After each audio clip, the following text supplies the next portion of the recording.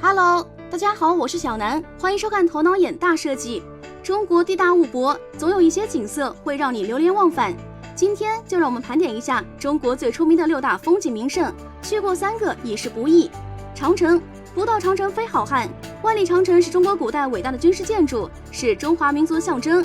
巍峨的万里长城始建于春秋战国时期，全长2.1万千米，横跨15大省，横卧在高山之间，犹如一条巨龙。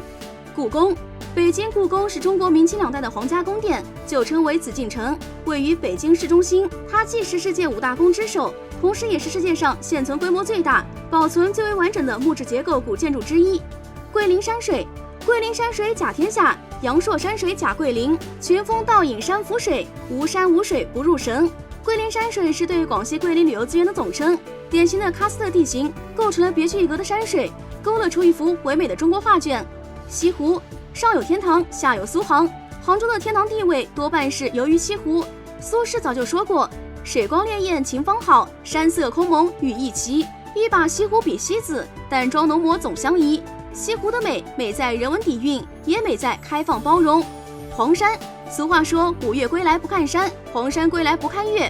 黄山位于安徽省黄山市，即名山之长，以日出、奇松怪石、云海温泉5绝著称于世，尤以云海最为绝美。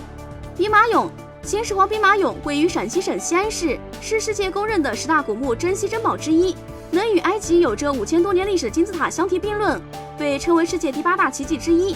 秦兵马俑街坊真人，真马制成，场面宏大，威风凛凛。这些地方你都去过哪里呢？看完这个视频有想说的，就在视频下方留言讨论。视频元素来自互联网，由头脑眼大设计剪辑制作。欣赏最新奇创意生活，请关注头脑眼大设计。